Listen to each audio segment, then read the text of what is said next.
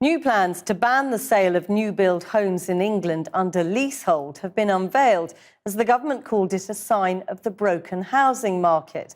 Buyers have been caught in spiralling costs and fees, which can make homes virtually impossible to sell.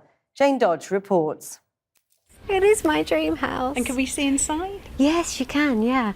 Actually, it's a free... Louise O'Riordan is very house proud. She's just bought her first home in Dunstable at the age of 40.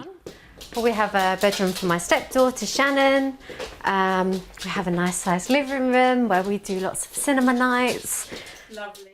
I thought buying my first home with my husband, being married, being grown up would be an amazing experience, and that there would be a sense of relief that finally we didn't have to move. And it's been totally the opposite. Louise bought her house from Linden Homes as a leasehold. That means she has to pay them several £100s in ground rent and service charges each year. Costs she expects will spiral in the next 10 years. She claims the details of the leasehold were never properly explained to her. We weren't told by the house builder that this property, what leasehold meant. We weren't advised by our solicitor even. So, yeah, we feel really let down, and it's become a nightmare instead of the dream home. I do feel stupid that I didn't, thoroughly go through the contract. However, I'm not a conveyancer, and we paid a conveyancer to do that role. So, for once, I let go and left it to somebody else. We approached Linden Homes for a response, but they declined to comment. Around 10 houses on this new development are still for sale. All of them include leaseholds. The government wants to ban such arrangements in the future, but that'll take a change in the law, and that will take time.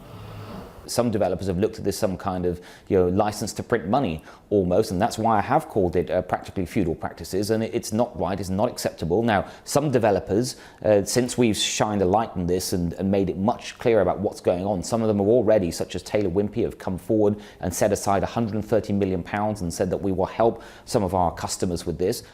What's making this housing crisis even worse is that freeholds are being sold on to private investors, who then introduce additional charges for things like having a pet or even putting up blinds. That's what's happened to Baz Jafar. He feels he was deliberately misled when he bought his flat in London.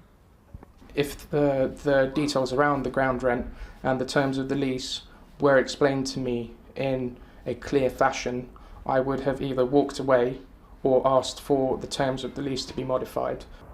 But Countryside Properties, who sold Baz the flat, says all customers will receive independent advice from their chosen solicitor or conveyancer, whose role it is to explain the type of ownership and the terms of the lease. With the housing industry in the doghouse, there's now talk of compensation for those homeowners who can prove they were missold. Louise is hoping Linden Homes will agree to give her the freehold so she can finally call her house her home.